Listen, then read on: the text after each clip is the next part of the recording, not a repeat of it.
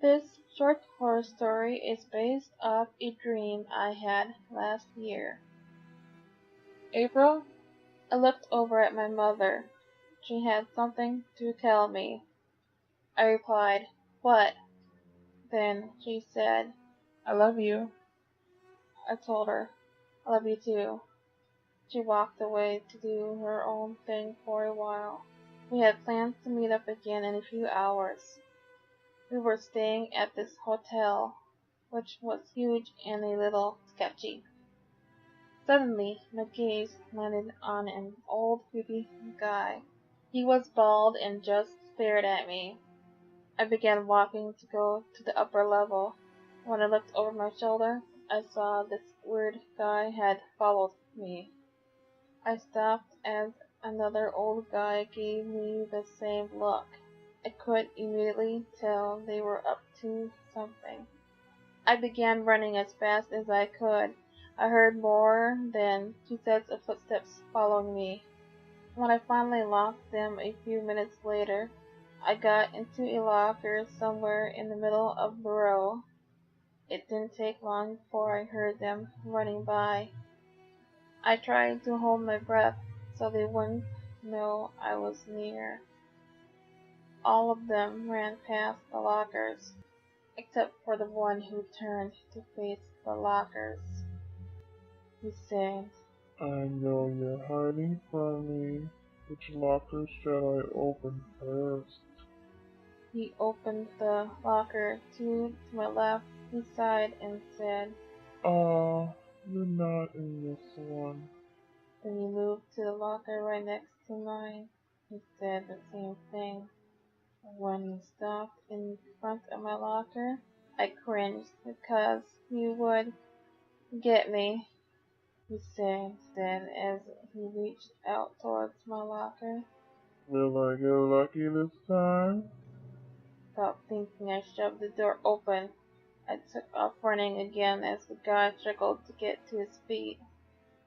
I ran up a set of stairs that took me to the main floor. It was the biggest mistake I made. The old bald guy grabbed me from behind, but I fought against him as best as I could.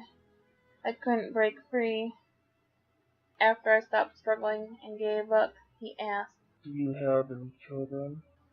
I became confused and asked, "Why do you want to know that?" He growled out as he stepped in front of me. You don't ask me questions. Now answer my damn question. I sighed and said, "Fine, I have 2 kids." He grinned before asking. Do you have a little girl? I replied hesitantly, "Yes, I do." His smile turned wicked as he said, Excellent. I want you to take me to her. You will do this if you want to live. I yelled, "No! I won't let you hurt her." Within a second, I pulled a pocket knife out of my pocket. I stabbed him in the stomach and took off running. I quickly decided to run outside. It was my only chance of getting away from them. After looking around, I made the decision to run into the woods because I didn't know what else to do. About 100 yards behind me, I could hear the men shouting. I began to panic because their voices sounded like they were getting closer. I came across a pond and decided to hide in it because I was able to hold my breath at least 5 minutes. As the voices got about 10 yards away, I sucked in a deep breath and hid within the misty water. They came into view and slowed down to a walk. I watched as they walked around the pond. The thought that they dawned on me. Did they know I was hiding in the pond? I realized it had been a couple minutes. I could only hold my breath for maybe 3 more minutes. 3 minutes later, I couldn't hold my breath any longer. I needed some air and I needed it now. I needed to breathe, but I couldn't because they were still out there. I struggled to hold my breath, but I couldn't hold it any longer. I just let go. Water immediately filled my lungs and the surroundings turned black. My body floated to the surface. I looked so pale.